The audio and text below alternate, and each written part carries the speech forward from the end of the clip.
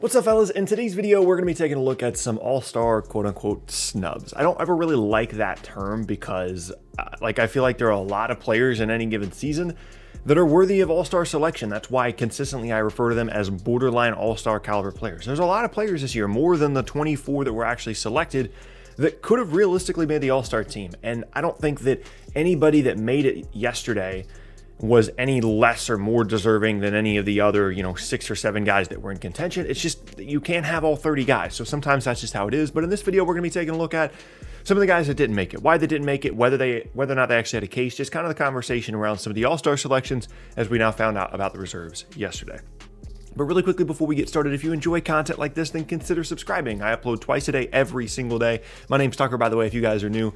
So it's the most consistent NBA content on YouTube. You can also leave a like rating on the videos as well if you're enjoying them. And check me out at various socials at the bottom of the screen and a link tree down in the description below. With all those things said, let's take a look at the all-star teams from yesterday. So we'll begin in the Western Conference because I'm actually relatively proud of this. A little bit of a humble brag here. If you go back and look at my all-star selections video, the players that I thought should have made the all-star team in the East and in the West, goodness gracious, I got every single Western Conference player correct, all 12. I got all 5 starters, and then separate from that, I got all 7 reserves.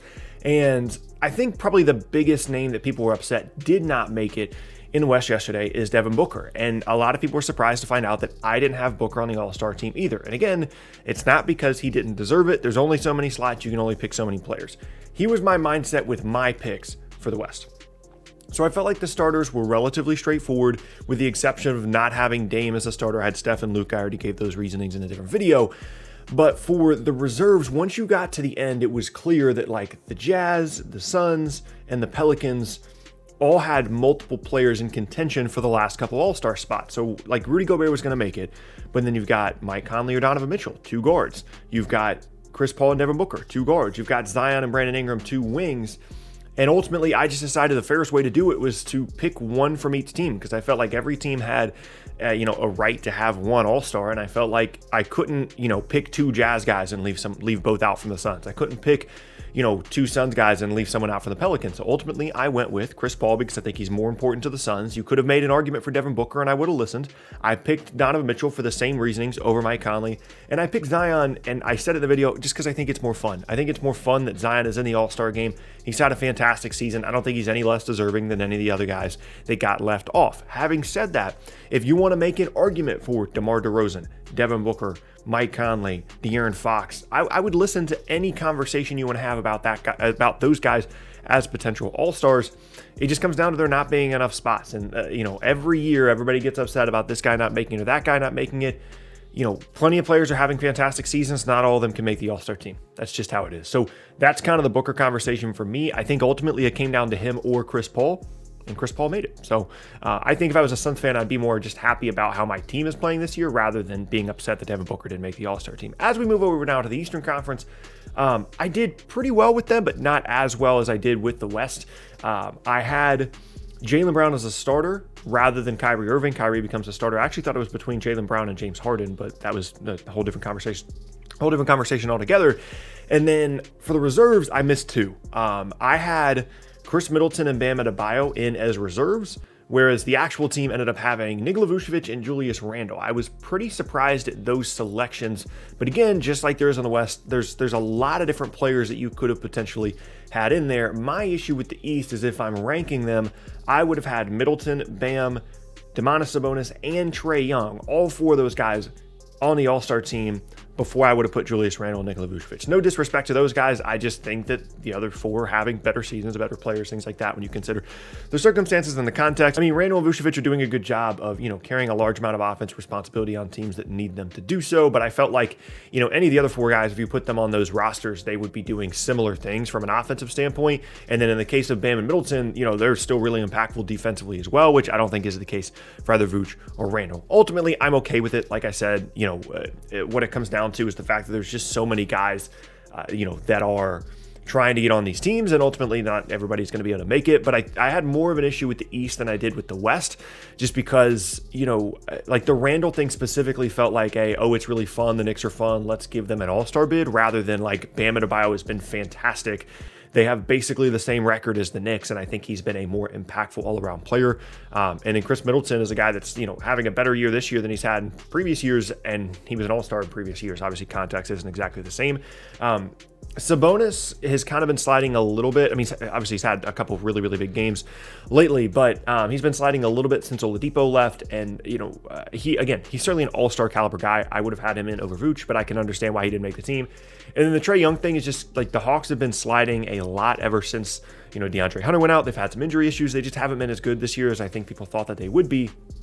And I think, for a lot of people, a lot of that responsibility falls on Trae Young, and ultimately he kind of got punished for that, by not getting an all-star selection. But I think one thing to keep in mind here, other than just the fact that there are a lot of players and not enough spots for the amount of talent we have in the league, which, by the way, is a very good thing when you have this many conversations around this guy should have made the all-star team, that just shows the level of talent that's in the league at the moment, which is a good thing. But the other thing to consider is I get a very strong impression that a lot of these players do not want this all-star game, and they're not all that excited about going from what was supposed to be a week off and what was already a condensed and short turnaround season to then have to go to Atlanta and play an all-star game and, be very, very restricted in terms of what they can do when they get there.